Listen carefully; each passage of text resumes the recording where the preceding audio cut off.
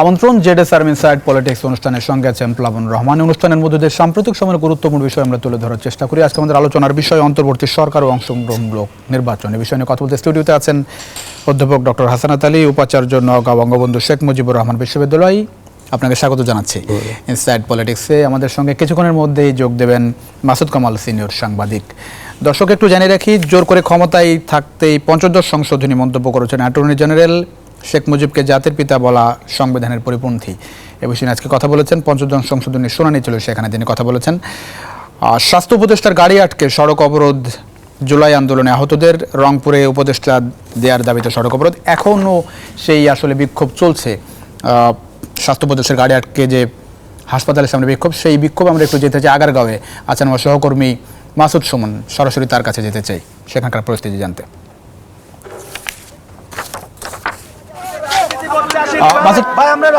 জানাবেন, স্বাস্থ্য উপদেষ্টা যাওয়ার পর থেকে যে অবস্থা তৈরি হয়েছে, এই রাতেও আসলে সেই বিক্ষোভ কর্মসূচি চলছে। সব মিলে একটু জানতে চাই রাতের পরিস্থিতি আসলে কি, এবং যারা আহতরা এখানে চিকিৎসাধীন ছিলেন তাদের মূল দাবি কি, আসলে কি কারণে এই বিক্ষোভ তারা এখন করছেন।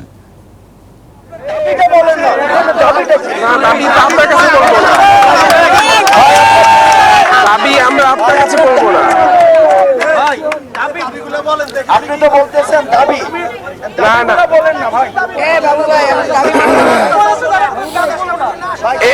আমরা দেখতে পাচ্ছি যে আন্দোলনের অন্যতম সমন্বয়ক বৈষম্যবিরোধী ছাত্র আন্দোলনের হাসনাত আবদুল্লাহ, তিনি কথা বলছেন হ্যান্ডমাইকে, এবং তিনি বোঝানোর চেষ্টা করছেন, নিবৃত্ত করার চেষ্টা করছেন যারা বিক্ষুব্ধ আহতরা রয়েছেন সেখানে।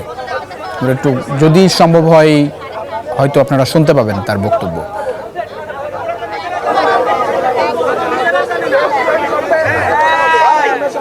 এখন দাবি যদি না জানান ভাই, আপনারা একটা জিনিস খেয়াল করেন, আপনারা তো কিছু জিনিসের জন্য রাস্তায় বসছেন, এখানে স্পেসিফিক দাবিগুলা কি? বাইরে রাস্তায় আছে, আহত ভাই রাস্তায় আছে, আমাদের কাজে এখানে আসা, আমাদের কাজে এখানে আসা। ভাই দাবির কথা কইলে কেউ ভাই দাবি করতে পারবো না।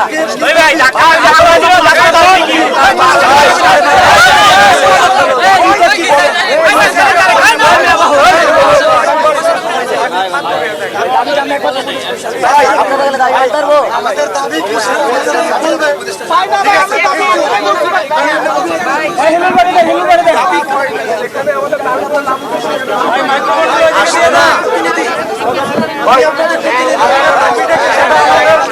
আপনারা যেমনটি শুনছিলেন, আমরা বেশ বিকেল থেকে এখানে এসেছিলাম। আমরা দেখেছি তারা যে দাবিগুলো তুলছেন, তারা কিন্তু বলছেন যে সকালবেলা স্বাস্থ্য উপদেষ্টা এখানে এসে যে যেমনটি ঘটেছে এবং যেমনটি হয়েছে, তার পরবর্তী সময় থেকে কিন্তু শুধুমাত্র দেখেছি যে চিকিৎসার জন্য তারা দাবি জানাচ্ছিলেন, এবং যারা এখন সুষ্ঠু চিকিৎসা পাচ্ছেন না তাদের সুষ্ঠু চিকিৎসার দাবি জানাচ্ছেন। পাশাপাশি যে ক্ষতিপূরণের যে 1 লক্ষ টাকা সেটি সবাই পায়নি এমনটি বলছেন। নতুন করে তারা যেটি বলছেন যে স্বাস্থ্য উপদেষ্টা পদত্যাগ দাবি করছেন। তারা বলছেন যে এই অসৎ আচরণের জন্য এবং সকালে যেমনটি ঘটেছে, তারা এই দীর্ঘ একটি আন্দোলনের পর দীর্ঘ প্রায় 1 মাসের উপরে রক্তক্ষয়ী আন্দোলনের পরবর্তীতে তারা একটি স্বৈরশাসককে বিতাড়িত করার পরেও প্রায় 100 দিন হয়ে গিয়েছে, এখনো কিন্তু তারা সেই সুচিকিৎসাটি পাচ্ছেন না, তারা তাদের মনের কথা বলতে পারছেন না। তারা বলছেন যে আজ সকালবেলা যখন এখানে স্বাস্থ্য উপদেষ্টা এসেছেন, তারা কিন্তু আমাদের বাংলাদেশের যে গণমাধ্যম রয়েছে সেখানকার কোনো সাংবাদিক নিয়ে ভেতরে যাননি। তারা বাহির থেকে শুধুমাত্র 5 জন সাংবাদিক নিয়ে ভেতরে গিয়েছেন। ফলে তাদের যে কথাগুলো সেগুলো স্বাস্থ্য উপদেষ্টা শুনেননি এবং সাংবাদিকদেরও বলতে পারেননি। পরবর্তী সময়ে তাকে কথা বলার জন্য যখন চেষ্টা করেছে, সেই পারেনি এবং গাড়ি আটকে দিয়েছে, এবং স্বাস্থ্য উপদেষ্টা এবং ব্রিটিশ হাই কমিশনার তিনি কিন্তু আরেকটি গাড়ি নিয়ে চলে যান। পরবর্তীতে তারা কথা বলতে না পেরে এই সামনের যে প্রধান সড়কটি সেখানে এসে অবস্থান নাই সারাদিন। এখানে আমরা দেখেছি সেই সকালের পরবর্তী সময় থেকেই কিন্তু এখানে তারা অবস্থান করেছে, স্লোগান দিয়েছে। তারা বলছে যে এই বৈষম্যের জন্য তারা এই আন্দোলনটি করেনি এখন পর্যন্ত, যে যেই জন্য তারা এই আন্দোলনটি করেছে সেটি তারা পাচ্ছে না। এই দাবিতেই তারা কিন্তু এখন পর্যন্ত এখানে সরব রয়েছে। এই ছিল এখান থেকে সর্বশেষ। দর্শক দেখছিলেন আহতরা বিক্ষুব্ধ, আহতরা যারা দাবি করছেন, একই সঙ্গে তারা এই বিক্ষোভের মূল কারণ আসলে তারা বলছেন যে যারা পঙ্গু হাসপাতালে চিকিৎসাধীন তারা বলছেন যে সরকারের পক্ষ থেকে তার পর্যাপ্ত চিকিৎসা সহায়তা পাচ্ছে না, একই সঙ্গে যে আর্থিক সহায়তা সেটিও পাচ্ছে না, কারণ এরই মধ্যে আপনারা জানেন যে 3 মাস পার হয়ে গেছে। নিশ্চয়ই যৌক্তিক দাবি। আমরাও নিশ্চয়ই আশা করব সরকার তাদের যথাযথ চিকিৎসার ব্যবস্থা করবে, কারণ তাদের হাত ধরেই যে দ্বিতীয় স্বাধীনতা বলা হচ্ছে, নতুন বাংলাদেশের স্বপ্ন দেখার কথা বলা হচ্ছে, তাদের হাত ধরেই। সুতরাং তাদেরকে অবজ্ঞা অবহেলা নিশ্চয়ই কেউই চাইবে না। আমরা ফিরছি স্টুডিওতে, আমাদের সঙ্গে আছেন অধ্যাপক ডক্টর হাসনাত আলী। ডক্টর হাসনাত আলী, একটু এই বিষয় দিয়ে শুরু করতে চাই। 3 মাস পার হয়ে গেল, এখনও কেন যারা এই যে জীবন বাজি রেখে লড়াই করলেন, হাসপাতালে এখন চিকিৎসাধীন, এই নতুন বাংলাদেশেও কেন তারা অবহেলিত থাকবেন? সরকার কি করছে আসলে? ধন্যবাদ আপনাকে। আমি দেখেন যে নিউজটা আমি এই মুহূর্তে দেখলাম, জি, সেটি না হলে আমি সবচেয়ে বেশি খুশি হতাম। আপনি আজকে এখানে কথা বলছি, গণতন্ত্রের কথা বলছি, অনেক অপশাসন থেকে ইতিমধ্যে আমরা মুক্ত হয়েছি। আমরা অর্থনৈতিক ক্ষেত্রে যে ভয়াবহ একটি বিশৃঙ্খল অবস্থা ছিল সেখান থেকে পরিত্রাণের পথে, দেশে একটি গণতান্ত্রিক সুবাতাস আসবে আগামী দিনে, মানুষ স্বপ্ন দেখছে। এরকম সময়ে 3 মাস চলে যাওয়ার পরেও এই হাজার হাজার আহত ছাত্ররা বা শত শত আহত ছাত্ররা যে পঙ্গু হাসপাতালে, বা এর আগে আমরা শুনেছি যে চক্ষু ইনস্টিটিউটে চক্ষু হারানো, আমার নিজের শিক্ষার্থী তার চক্ষু একটা নষ্ট হয়ে যাওয়া, এই চিকিৎসা অবহেলা কেন ঘটলো এটি বোধহয় ইমিডিয়েটলি খতিয়ে দেখা দরকার।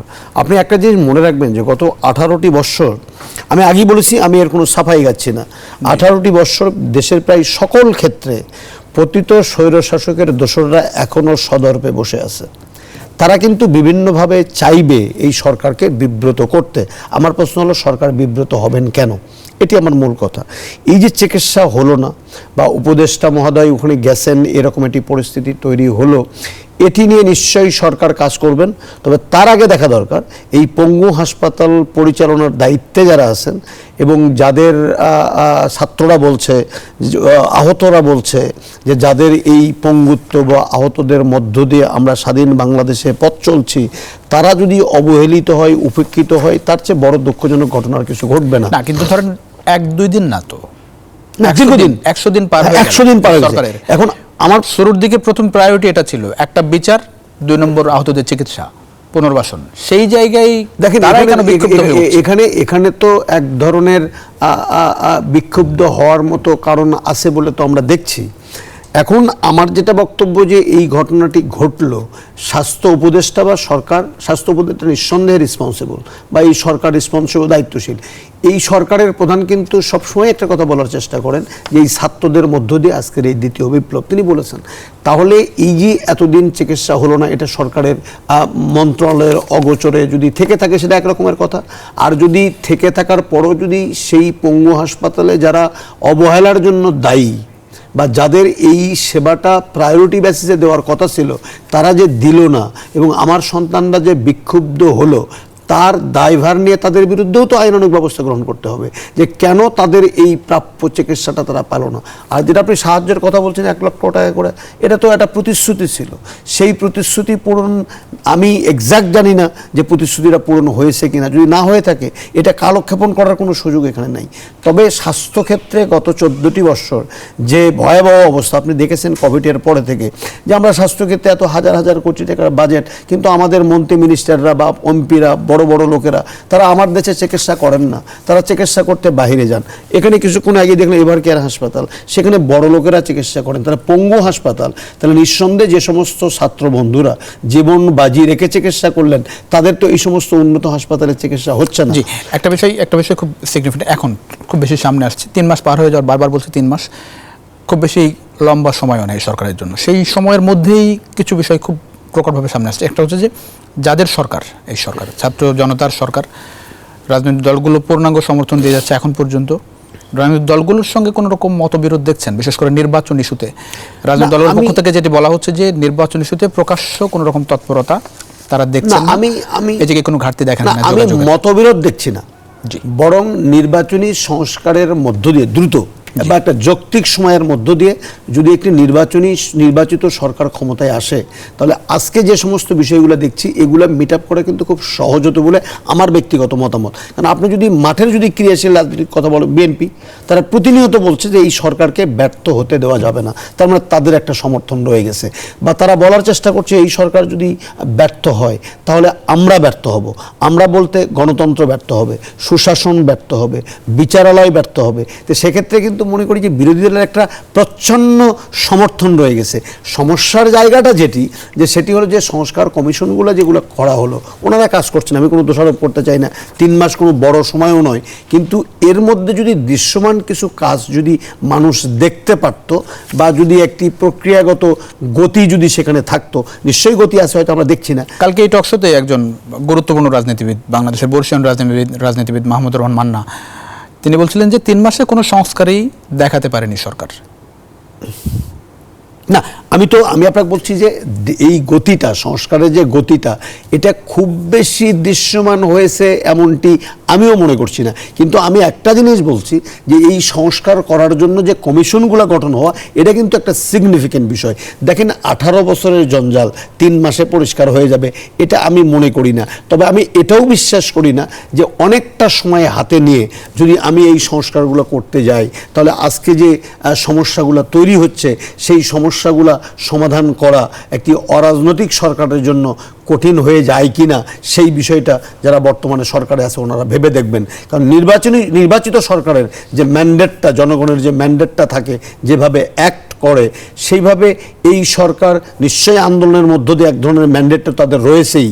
সেই ম্যান্ডেটটাকে কাজে নিয়ে মূল কাজটা কিন্তু জনগণের সরকার প্রতিষ্ঠা করা। একটা বিষয়, দুইজন নিয়োগপ্রাপ্ত উপদেষ্টা নিয়ে বিতর্ক হবে কেন? আসলে বিতর্ক হবে এটা সরকার কেন আগে বুঝতে পারে না? দেখেন, আমি আপনাকে একটা কথা বলি, আমি নিজে নগর বিশ্ববিদ্যালয়ের ভাইস চ্যান্সেলর হওয়ার পরে আমি ফেসবুকে 2 রকমের প্রতিক্রিয়া দেখেছি। কেউ বলেছে না ঠিক আছে, যোগ্য লোককে দেওয়া হয়েছে, যোগ্য কাজ হবে, বিশ্ববিদ্যালয়ের কার্যক্রম শুরু হবে।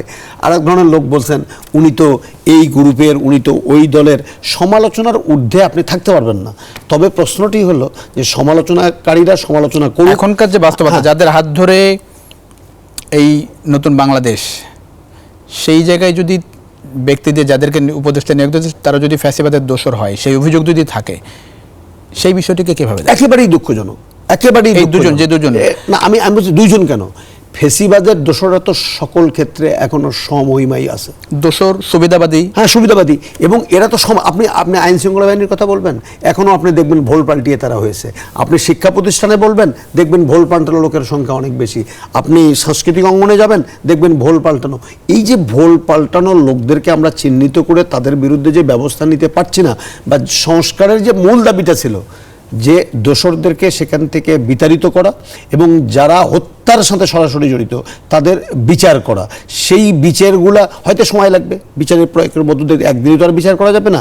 তবে আমি মনে করি স্পিডি ট্রায়াল করা বা অন্য রকমের কোনো কিছু করে যদি মানুষের মনে যে একটা আস্থার জায়গা, যে আস্তে আস্তে যে আস্থাটা মানুষের ছিল, আকাশচুম্বী একটি আস্থা 18 বছরের জঞ্জালের পরে, সেটার গতিটা নাই আমি বলবো না, তবে গতিটা এক্সেলারেট করা দরকার, গতিটা বৃদ্ধি করা দরকার, এবং সেটি বোধহয় হওয়া দরকার। এ ধরনের সমালোচনা না আসলে আমি বেশি খুশি হতাম। তবে সমালোচনাকে উপদেষ্টা নিয়োগে বিএনপি গতকাল বলেছে, আজকে বলেছে, উপদেষ্টা নিয়োগের জায়গায় আরো সরকার আরো সচেতন হলে, আমি বলছি আরো সচেতন হওয়া দরকার। এবং আমি যদি মনে বলতে চাই, যদি প্রয়োজন হয় এই সরকারের প্রতি, আমি বললাম আমার নিজের আস্থার জায়গাটা বলি, যে একটা অনির্বাচিত সরকারের জন্য সংস্কার করাটা কিন্তু খুব সহজ একটি নির্বাচিত সরকারের চেয়ে। তারপরে আরেকটি প্লাস এই সরকারের জন্য, যে দেশের অধিকাংশ মানুষ মনে করে যে এই সরকারের হাত দিয়ে সাংবিধানিক সংস্কারটা হবে, এই সরকারের হাত দিয়ে একটি দীর্ঘমেয়াদী সুষ্ঠু নির্বাচনের পথ তৈরি হবে, এই সরকারের হাত দিয়ে শিক্ষাক্ষেত্রে যে একটা হযবরল অবস্থা তৈরি করা হয়েছিল তার একটি আলো দেখা যাবে, এই সরকারের হাত দিয়ে অন্তত এই যে সাংবিধানিক প্রতিষ্ঠান প্রত্যেকটাকে ধ্বংস করা হয়েছিল সেগুলো অন্তত আলোর মুখ দেখবে। কিন্তু সেই জায়গায় হচ্ছে না, আমি এখনই বলতে চাই না, তবে আমি আরেকটু গতি বাড়লে বোধহয় খুশি হতাম। আরেকটি গতি বাড়লে। অনেক ধন্যবাদ। ছোট্ট একটা বিরতিতে যাচ্ছি দর্শক, যেটা স্যার ইনসাইড পলিটিক্সে কিছুক্ষণের মধ্যেই ফিরছি, আশা করি সঙ্গে পাচ্ছি আপনাদের বিরতির পর। দর্শক আবারও স্বাগত জেডএসএম ইনসাইড পলিটিক্সের সঙ্গে আছেন প্লাবন রহমান। আমরা কথা বলছিলাম অন্তর্বর্তী সরকার ও অংশগ্রহণমূলক নির্বাচনের বিষয় নিয়ে। আমাদের সঙ্গে এর মধ্যে যোগ দিয়েছেন মাসুদ কামাল, সিনিয়র সাংবাদিক, আছেন অধ্যাপক ডক্টর হাসানাত আলী, উপাচার্য নওগাঁ বঙ্গবন্ধু শেখ মুজিবুর রহমান বিশ্ববিদ্যালয়। মাসুদ কামাল, স্বাগত জানাচ্ছি। ধন্যবাদ। ইনসাইড পলিটিক্সে আমরা একটু আলোচনা করছিলাম বিশেষ করে 2 উপদেষ্টা বিতর্ক নিয়ে যে অবস্থার মধ্যে সরকার পড়লো। একটা হচ্ছে যে রাজনৈতিক দলগুলোর পক্ষ থেকেও সমালোচনা বাড়ছে, 2 নম্বর হচ্ছে ছাত্র জনতার যে সরকার, সেই বৈষম্যবিরোধী ছাত্র আন্দোলনও বেশ বিক্ষুব্ধ। এখন দেখা যাচ্ছে সরকারের বিপক্ষেই নানা রকম কথা বলছে প্রকাশ্যে। সরকার এই 3 মাসের মধ্যে মানে খুব দ্রুতই এরকম একটা অবস্থার মধ্যে পড়লো কেন আসলে?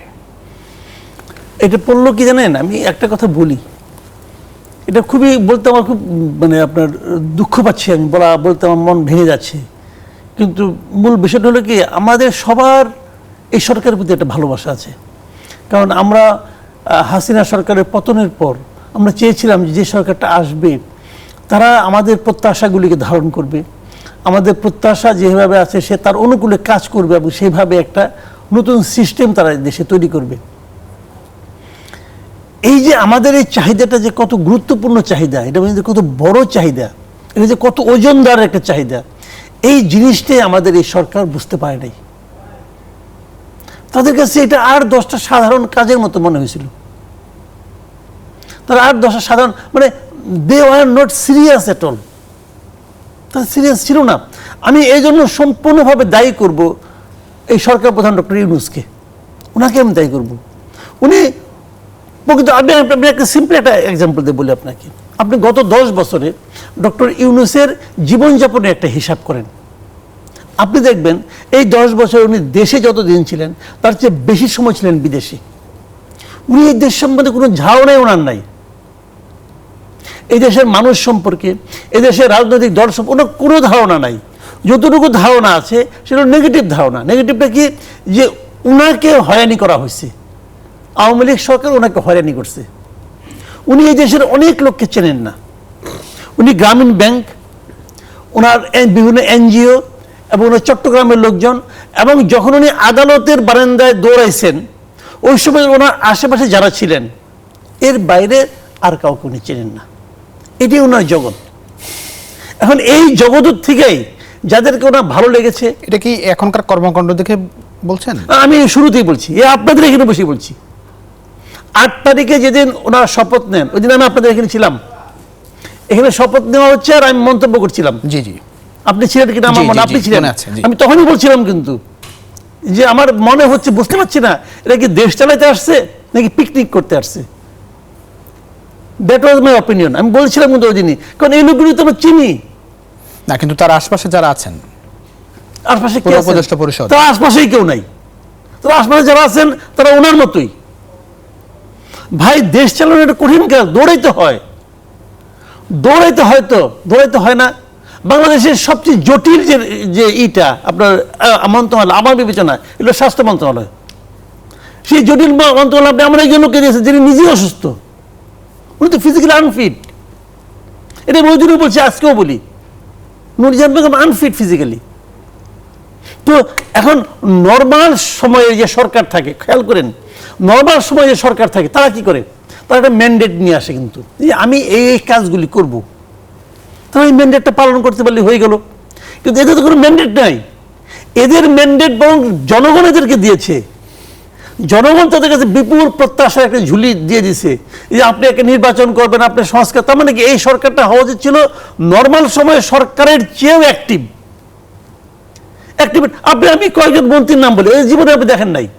এই একজন বিধান কৃষ্ণ আছে, জীবনে কোনদিন দেখছেন না। আপনি একটা সাংবাদিক মানুষ, দেখছেন কখন কোথাও দেখেন তার কোনো মুভমেন্ট আছে? ভাই, একজন লোক যখন তাকে নিয়োগ দেয় সে বিদেশ ছিল, মুক্তিযুদ্ধ বিষয়ক যে মন্ত্রীটা, আমার নামও খেয়াল থাকে না, উনি বিদেশে বসেছিল, বিদেশ থেকে আরো কয়েকদিন পরে এসে উনি জয়েন করছেন। তো দেশের লোকের অভাব, মানে উনি যাদেরকে চেনেন তার বাইরে উনি আর যাবেন না। তো এইবার কি হলো, এবার কি হলো আপনি বলেন?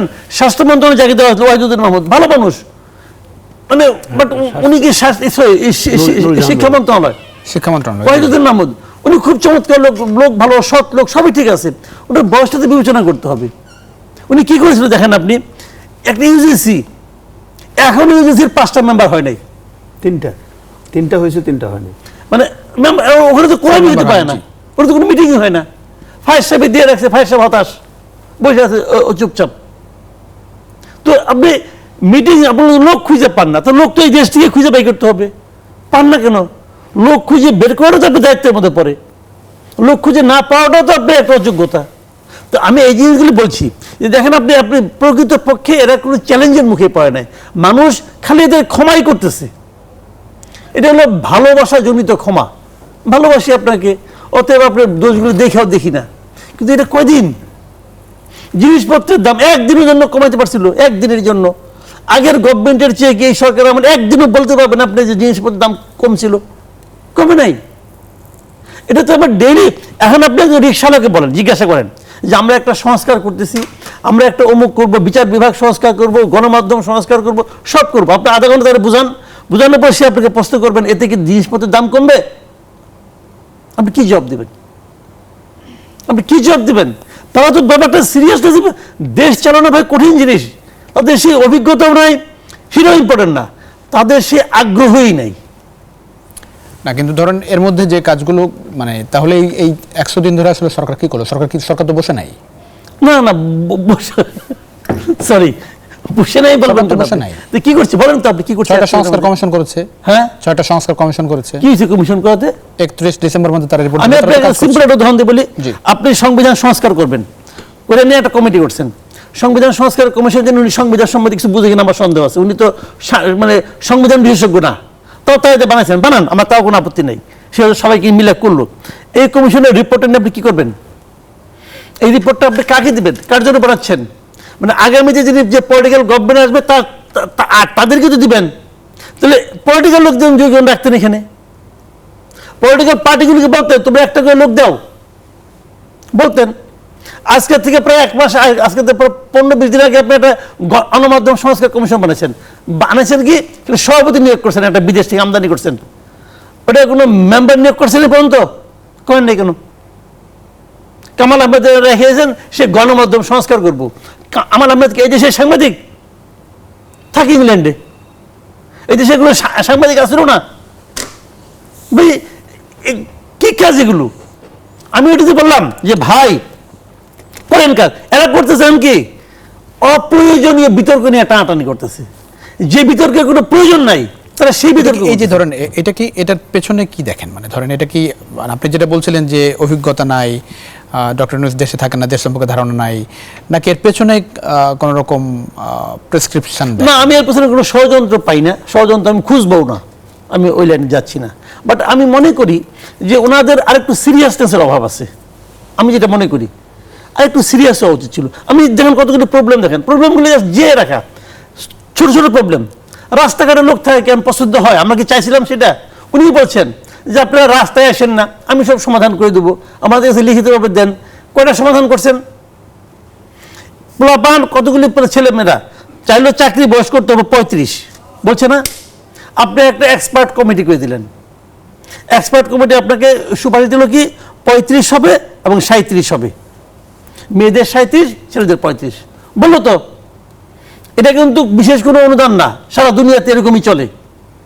তারপরে যেন একটা ক্যাবিনেটে গেলো, ক্যাবিনেট বললো 32, তাহলে ক্যাবিনেট 32 বললো ওদিকে এক্সপার্ট আছে। এক্সপার্ট তো যদি আপনারাই এক্সপার্ট হইতেন তাহলে ওদের কাছে পাঠালেন কেন?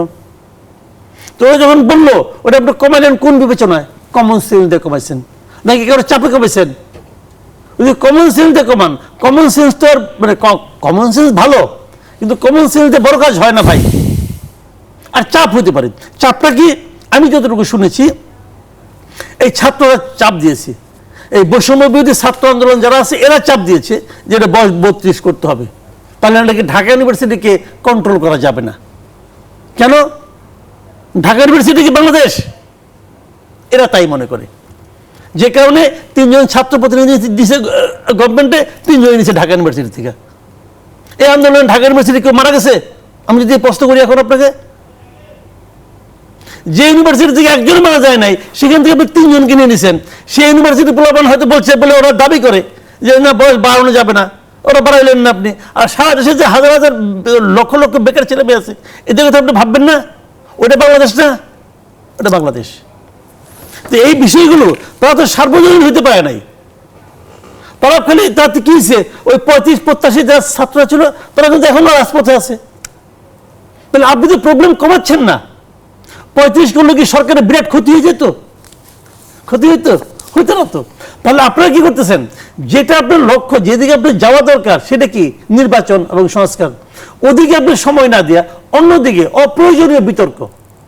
আরেকজন যাই নিয়ে শেখ মুজিবের ছবি নামায়, ওটা কি আপনার কাজ? 10 মিনিট আগে আপনি শপথ দিচ্ছেন যে সংবিধানকে আপনি সমুন্নত রাখবেন, 10 মিনিট আগে হয় নাই। এই কথাটা বইলেই সংবিধানের 4 ক ধারায় বলা হয়েছে যে শেখ মুজিবের ছবি থাকবে, ওটা আপনি নামাইলেন কেন ভাই? আপনি তো শপথ ভঙ্গ করছেন। আপনি যদি মনে করেন যে ঠিক না, তাহলে আপনি সংবিধান স্থগিত করতেন, যেটা নাকি প্রত্যেকটা আর্মি যখন আসে, মেয়েরা যখন আসে, সেনা শাসন যখন আসে, এসে কি করে প্রথম কাজ হলো সংবিধান স্থগিত করে তারা তাদের মতো করে চালায়। তাহলে আপনি সংবিধান স্থগিত করলেন না কেন? স্থগিত করতেন। আচ্ছা, মাহফুজ আলম সাহেব বলছে যে এটা মানি না আমি, ঠিক আছে, আপনি তাহলে আপনি যখন শপথ দিলেন তখন বলতেন এই ধারাটুকু আমি আমার শপথের মধ্যে এই ধারাটুকু থাকা চলবে না। উনি বলতেন সংবিধান সমুন্নত রাখা যে বাক্যটা আছে, বাক্যটা আমি পড়বো না, উনি বলতেন। তা তো বলেন নাই। কেন বলেন নাই? কারণ ওইভাবে সংবিধানকে সমুন্নত রাখার শপথ না নিলে উনি উপদেষ্টা হইতে পারবেন না, ওটা লোভ আছে। এটা হয় না। ফেসবুকে স্ট্যাটাস উনি দিয়েছেন মাহফুজ আলম, তিনি যেটা বলছেন যে দল এবং দলের পক্ষ থেকে এবং পরিবারের পক্ষ থেকে শেখ মুজিবের যদি ক্ষমা চাওয়া হয় তাহলে শেখ মুজিব কেন সম্মান পাবেন। দেখেন এটা কি হলো, এটা কি সম্মানটা কি রেট্রোস্পেক্টিভ এফেক্ট হয়?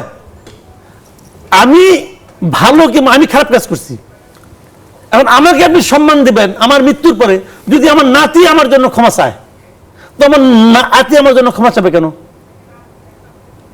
আমি সম্মান অথবা অসম্মান যেটাই পাই, এটা আমি আমার কারণেই পাবো, এটার জন্য আমার নাতিকে কেন ক্ষমা চাইতে হবে ভাই?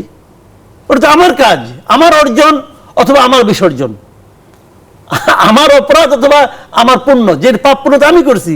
পৃথিবীতে হয় নাকি ইহকালে হয় না পরকালে হয়? অপরকালে হবে। আমি যে বলি আমার সন্তান, আরেকটা লাইন আছে এরকম যে স্বাধীনতা পূর্ব ভূমিকার জন্য সম্মান পাবেন। স্বাধীনতা পূর্ব আমি পড়ছি, উনি বলছেন যে 70 পূর্ব 71 পূর্ব সময়ে উনি মহান, ওনার একটা অর্জন আছে। তাহলে 71 পূর্ব যদি হয়, 71-এর জানুয়ারি থেকে মার্চ পর্যন্ত ওনার কোনো অর্জন নাই? জানুয়ারি থেকে মার্চ, শুনেন এদের কথাবার্তা সমস্যা নেই, জানেন এদের কথা কেউ কোনো চ্যালেঞ্জ করে না। চ্যালেঞ্জ করলে জারি যদি ফাঁস হয়ে যেত। এরা ইতিহাস পড়ছে, ইতিহাসের কথা। আচ্ছা, শেখ মুজিব কি করছে না করছে এটা আপনি কই জানলেন? ওই সময় ছিল শেখ মুজিব যখন এগুলো করে, তখন কি মাহফুজ আলম সাহেব ছিলেন এই দেশে? একজিস্ট করছিলেন? করেন নাই। উনি বই পড়ছেন। ওকে, কি বই পড়ছেন? ইতিহাস বই পড়ছেন। ভালো কথা, এটাও ভালো কথা। ইতিহাসটা কে লিখছে? বাংলাদেশে 4 ধরনের ইতিহাস পাওয়া যায়, 4 ধরনের ইতিহাস পাওয়া যায়। একটা আওয়ামী লীগের ইতিহাস, একটা বিএনপি লেখছে ইতিহাস, আর একটা জামাত লেখছে ইতিহাস, আর একটা বামপন্থী লেখছে ইতিহাস। এই 4 ইতিহাস পড়েন আপনি, 4 ধরনের। একটাতে শেখ মুজিব মহামানব, আর একটাতে শেখ মুজিব ইবলিস। উনি কোনটা পড়ছেন? উনি কোনটা পড়ছেন? উনি কোন ন্যারেটিভটা গ্রহণ করেন? আমি এটা জানতে চাচ্ছি ভাই, আমার জানার খুব ইচ্ছা। তো আপনি তো পড়েই দিচ্ছেন না ভাই, আপনি তো এটা ওই জ্ঞান নিয়ে আপনি জন্মগ্রহণ করেন নাই, আপনি কারো না করে বই পড়ছেন, তাই তো? বাংলাদেশে আপনি কোন বইটা পড়ছেন এটা আমাকে বলেন শুনি। ওই বইটা যিনি লেখছেন তার সম্বন্ধে এটা আলাপ করি ভাই। এত সরলীকৃত সিদ্ধান্ত দেয়া দেশের একটা মৌলিক ব্যাপার আপনি চেঞ্জ করতে পারেন না। বললাম তো এদের সমস্যা, এদেরকে কেউ চ্যালেঞ্জ করে না। যখন চ্যালেঞ্জ করা শুরু করবে তখন দেখবে যে কোথায় চলে যায়। অনেক ধন্যবাদ ডক্টর হাসানাত আলী। যে একটা লাইন মাসুদ কালাম বলছিলেন যে এই সরকারের মূল লক্ষ্য হওয়া উচিত আসলে সংস্কার নির্বাচন। শুরুতে যেমনটা আসলে বলেছিলেন যে একটা সুষ্ঠু গ্রহণযোগ্য নির্বাচন আর সংস্কার করে সরকার আসলে চলে যাবে। ফোকাসটা ঠিক আছে কিনা সরকারের? দেখেন, জনগণের যদি দাবির কথা আপনি বলেন, বা এই সরকার দায়িত্ব নেওয়ার পরে যে সমস্ত কথাবার্তা বলেছিলেন, বিশেষ করে প্রফেসর আসিফ নজরুল স্যার বা নাহিদ সাহেবও বোধহয় বলেছিলেন যে ওনাদের মূল কাজটি হলো যে একটি দেশে একটি জনগণের সরকার প্রতিষ্ঠা করার জন্য মোটা দাগে কিছু সংস্কার দরকার, সেই সংস্কারগুলো করে দ্রুত সময়ের মধ্যে নির্বাচন দিয়ে ওনার সরকারের কাছে ক্ষমতা হস্তান্তর করা। এই লক্ষ্যে যত দ্রুত কাজ করবেন তত ওনারা বেশি প্রশংসিত হবেন, কম সমালোচিত হবেন, এটি আমার বিশ্বাস। সেই জায়গায় গতি দেখছেন? হ্যাঁ, সেই জায়গাতে আমি যেটা বলছি যে গতিতে যাওয়া দরকার ছিল। একটা হয় কি যে দেখেন, আমরা যেভাবে চিন্তা করছি যে এই গতিটা হয়তো ছোট, সরকারের সামনে তো বহু রকমের চ্যালেঞ্জ, 18 বছরে বহু রকমের চ্যালেঞ্জ দিয়ে গেছে এই সরকার। এবং পতিত সরকারের প্রধানমন্ত্রী এখনও নিত্য নতুন চ্যালেঞ্জ কিন্তু দেশের বাইরে থেকে সরকারের সামনে ছুড়ে দিচ্ছে, যার কারণে যেগুলো কাজ নয় সেগুলো কিন্তু ওনাকে করতে হচ্ছে বা ওনাদেরকে করতে হচ্ছে মূল জায়গা থেকে সেই জায়গায় হইতে। তবে আমি শুধু এতটুকু বলবো যে এটিই হওয়া উচিত যে একটি দ্রুত সময়ের মধ্যে বা একটি গ্রহণযোগ্য সময়ের মধ্যে অন্তত একটি সুষ্ঠু নির্বাচন করা এবং ধরেন সুষ্ঠু আপনি নির্বাচন বলছিলেন যে প্রতিদল সরকার বিভিন্ন চ্যালেঞ্জ ছড়ে দিচ্ছে। রিসেন্ট দুটি বিষয়, একটু হচ্ছে যে ধরেন আজকের ঘটনায় বলি, ধরেন স্বাস্থ্য উপদেষ্টার গাড়ি আটকে দিল বিক্ষুব্ধ আহতরা, এটাই একটা ইস্যু। 2 নম্বর হচ্ছে যে এর আগে ঘটলো হচ্ছে যে এই যে বঙ্গবন্ধুর ছবি নামানো, এটি একটি ঘটনা। 3 নম্বর হচ্ছে যে 2 উপদেষ্টা বিতর্ক। দেখেন এগুলো আসলে আমি শুধু এতটুকু এই তিনটা ইস্যু দায়ী করছে আমি বলতে পারবো এই তিনটা ইস্যু দায়ী কার? এই 3টি ইস্যু না ঘটলে আমি খুশি হতাম। কারা ঘটাচ্ছে এই যে আমার জায়গায় থেকে এই কথাটা বলা খুব এখানে কি সরকার এখানে সরকার এই বিষয়গুলো খতিয়ে দেখবে। কারণ দেখেন উপদেষ্টা নিয়োগের বিষয়ে আমাদের মতো ছোট্ট ভাইস চ্যান্সেলর নিয়োগের বিষয়ে কত রকমের গোয়েন্দা সংস্থার তথ্য সংগ্রহ যাচাই বাছাই কিন্তু হয়। সেই ক্ষেত্রে একজন উপদেষ্টা যিনি শপথ গ্রহণ করে রাষ্ট্রের দায়িত্ব নিচ্ছেন যে উনি লোভ লালসা মোহর বিপক্ষে দাঁড়িয়ে কাজ করবেন, সেই ক্ষেত্রে এই বিষয়গুলো দেখা হয়েছে বা দেখা হয়নি, এই বিষয়গুলো সরকারকে ভেবে দেখতে হবে যে এই বিতর্কগুলো তৈরি হলো কেন। একটা জিনিস আমি শুধু বলতে চাই, দেখেন যে এই 2024-এর যে বিপ্লব, এই বিপ্লবটাই কিন্তু রাস্তায় এখনো রক্তের গন্ধ আছে। এই যে হাসপাতালে যে বিক্ষিপ্ত মানুষ যারা আহত, তাদের তো একটা যন্ত্রণা আছে রে ভাই। আমি এই যদি 24-এর বিপ্লব না হতো আমি হাসনাত নওগাঁর বিশ্ববিদ্যালয়ের ভাইস চ্যান্সেলর হইতাম না। এবং আমার সিনিয়র সাংবাদিক উনি আজকে যে ক্ষোভের সাথে কথাগুলো বলছেন এগুলো হয়তো ভিন্নভাবে বলতেন। তাহলে সেই মানুষগুলোকে আপনি অ্যাড্রেস না করে যারা এই অবহেলা দেখালো তাদের বিচার করার দায়িত্ব তো এই সরকারের। এবং যাদেরকে সাহায্য করার কথা কেন সাহায্যটা পাইলো না, যে অভিযোগগুলো উত্থাপিত হচ্ছে, এগুলো দ্রুত অ্যাড্রেস করা দরকার। কি করে আমি একশো বলি, কি করে একজন দেশের শপথবদ্ধ একজন উপদেষ্টা যিনি দেশের বাইরে গেলে তাকে নাজেহাল করা হয়, সেই দেশে আমার মেশন আছে, সেগুলোকে চিহ্নিত করে এখনো বিচার করা যায় না। উনি ছোট করে, আমি শিক্ষার মানুষ ভাই বলছেন এখানে যে ইউজিসি সংক্রান্ত বিষয়, এই ইউজিসিতে হত্যা মামলার 18 জন আসামি আছে যারা এই 24-এর এই বৈষম্য বিরোধী আন্দোলনের পক্ষের যে শক্তিকে, সেই শক্তিদের হত্যা করার, সেগুলোর বিচার হয় না, সেগুলো এখনো সেই চেয়ারে বসে থাকে। তারপরে এগুলো নিয়ে কেন কোথায় দুর্বলতা, এই বিষয়গুলো বোধহয় খতিয়ে দেখে তড়িৎ ব্যবস্থা গ্রহণ করলে মানুষের প্রত্যাশা পূরণের একটি সুযোগ তৈরি হতে পারে। বিরতি নিয়ে ফিরছি আবার। দর্শক, ছোট্ট একটা বিরতির সময় হচ্ছে। জেডএসআর ইনসাইড পলিটিক্সে কিছুক্ষণের মধ্যে ফিরছি, আশা করি সঙ্গে পাচ্ছি আপনাদের। আবারও স্বাগত জেডএসআর ইনসাইড পলিটিক্সের সঙ্গে আছেন প্লাবন রহমান। আমরা কথা বলছিলাম অন্তর্বর্তী সরকার ও সামনের নির্বাচন প্রসঙ্গে। আমাদের সঙ্গে আছেন মাসুদ কামাল, অধ্যাপক ডক্টর হাসানাত আলী। মাসুদ কামাল, শুরু থেকে নির্বাচন নিয়ে কথা বলে আসছে রাজনৈতিক দলগুলো, অন্তর্বর্তী সরকারও সেই পথেই শুরুর দিকে অন্তত মুখে বলেছে। এখনকার ফোকাসটা আসলে কি দেখছেন, কোন পথে আসলে অন্তর্বর্তী সরকার হাঁটছে? দলগুলোর সঙ্গে কোনো রকম দূরত্ব দেখছেন কিনা আপনি? শুনেন, দূরত্ব এখনো তৈরি হয় নাই, কিন্তু দূরত্ব তৈরি হয়ে যাবে। একটা জিনিসকে আমি বলি, প্রথমে কি হয়েছে জানেন? প্রথম কিন্তু সাধারণ মানুষ এই সরকার নিয়ে খুব আশাবাদী হয়ে গেছিল, এবং তখন মানুষের মধ্যে এমন একটা সেন্টিমেন্ট ছিল যে এরা যদি 10 বছরও থাকতে চায় কোনো সমস্যা নেই। মানুষের মধ্যে এই ধরনের একটা সেন্টিমেন্ট তখন ছিল। কারণটা কি? মানুষের মনে হয়েছিল যে এই পলিটিক্যাল পার্টিতে অনেক দেখলাম রাজনৈতিক সরকার আইসা নিয়ে লুটপাট করে, তো একটা নির্দলীয় সরকার ডক্টর ইউনূসের মতো একজন সৎ লোক, একজন অনেস্ট লোক, তারা উনি থাকুক, আমাদের দেশটাকে উনি গড়ে দেখ, এই ছিল প্ল্যানটা। কিন্তু মানুষের তখন 2টা লক্ষ্য ছিল। 1 নম্বর লক্ষ্য ইলেকশন, 2 নম্বর লক্ষ্য কিছু কিছু সংস্কার, যে সংস্কারগুলো হলে নির্বাচিত দল আবার স্বৈরাচারী হয়ে উঠতে না পারে, এই ছিল লক্ষ্য। এই দুটো ছিল উচ্চারিত লক্ষ্য, উচ্চারিত আকাঙ্ক্ষা। আর অনুচ্চারিত আকাঙ্ক্ষা ছিল একটা, সেটা কি? যতদিন এই কাজটা করতে সময় লাগবে ততদিন তো দেশটা চালাতে হবে, ততদিন যেন এই সরকার স্মুথলি দেশটা চালাতে পারে, মানুষের যে ক্রাইসিসগুলো সেগুলো যেন না থাকে। সিম্পল এই করে চাহিদা ছিল। এবং মানুষ কি ভেবেছিল, জিনিসপত্রের দাম বাড়ে কেন? চাঁদাবাজির কারণে বাড়ে, সিন্ডিকেটের কারণে বাজে। যে নতুন সরকার আসছে, এরা তো চাঁদাবাজি হতে দিবে না, সিন্ডিকেটও হবে না দেওয়া আমলে, কারণ আগে তো সিন্ডিকেটই ছিল গভর্নমেন্ট। আগে আমরা তো চাঁদাবাজি স্বরাষ্ট্রমন্ত্রী নিজে করাইতো, সেটা কমেছে এখন। তো এরই মানুষ আশা করছিল এখন থাকবে না, কিন্তু দেখা গেল নতুন সরকার আসলো, এদিকে এগুলো আছে, কেন আছে কোনো জবাব নাই, বুঝতে পারতেছে না কেন। তার মানে চাঁদাবাজি সরকারকে কোনো পাত্তাই দেয় না, সিন্ডিকেটে সরকারের কোনো পাত্তাই দেয় না। যে সরকার পাত্তা পায় না সেই সরকারকে আমি ভালোবাসবো কেন? ভাই, দুর্বলকে কেউ ভালোবাসে না, দুর্বলকে করুণা করে, ভালোবাসে না। তো এই সরকারকে আমি ভালোবাসবো কেন? তাদের তো কেউ পাত্তা দেয় না, তাদের তো কিছুই করতে পারতেছে না।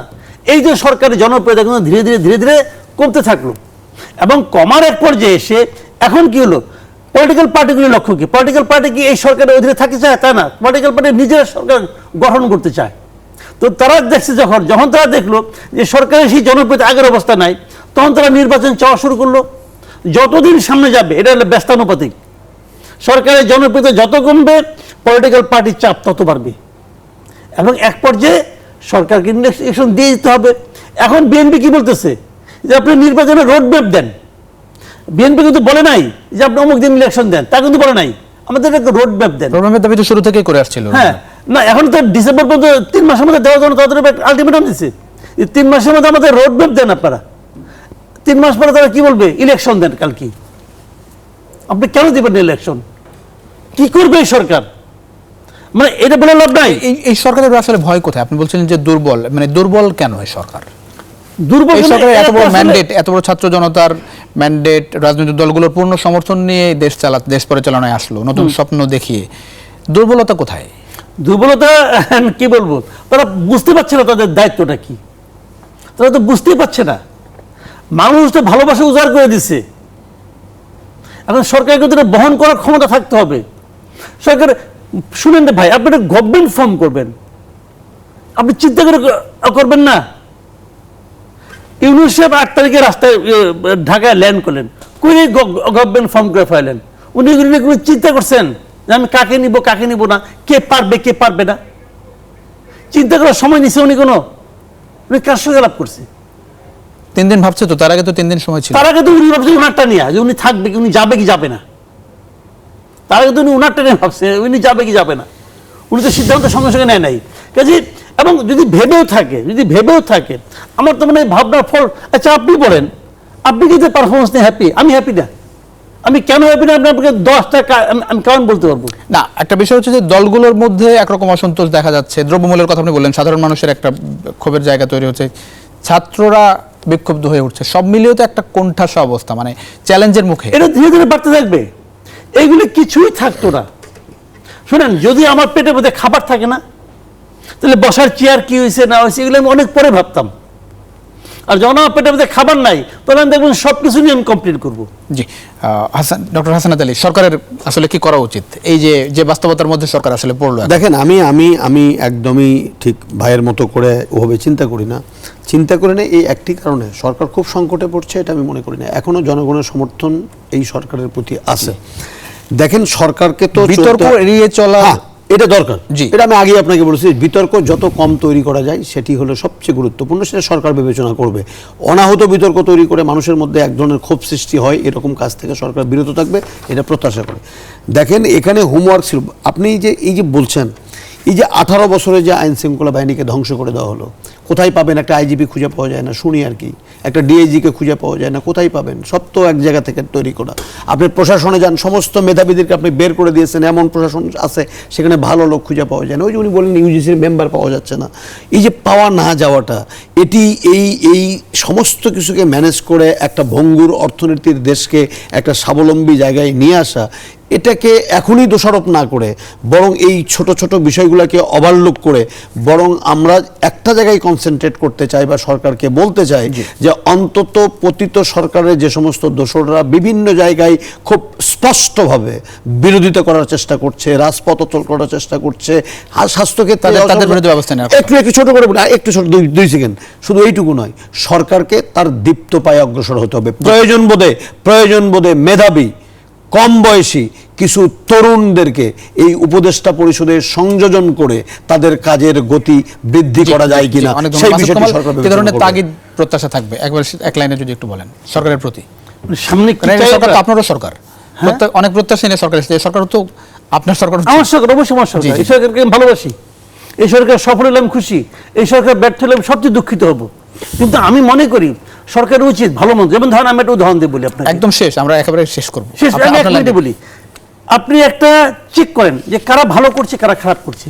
যদি কেউ খারাপ করে তাদেরকে সরাই দেন, সরাই দিলে কি হবে, বাকিটা একটা মেসেজ পেয়ে যাবে। আপনি এটা নিয়ে এক্সপেরিমেন্ট করতে জানেন, মানুষের জীবন নিয়ে এক্সপেরিমেন্ট বিতর্ক এড়িয়ে চলার। অনেক ধন্যবাদ দিতে হচ্ছে মাসুদ কামাল, ডক্টর হাসানাত আলী, দুজনকে অসংখ্য ধন্যবাদ। আমরা আশা করি যে যে আলোচনা হলো আসলে সরকার বিতর্ক এড়িয়ে চলবে এবং সামনের প্রত্যেকটা সিদ্ধান্তে বিচক্ষণতার প্রতিফলন আমরা দেখব। অনেক ধন্যবাদ আমাদের সঙ্গে থাকার জন্য।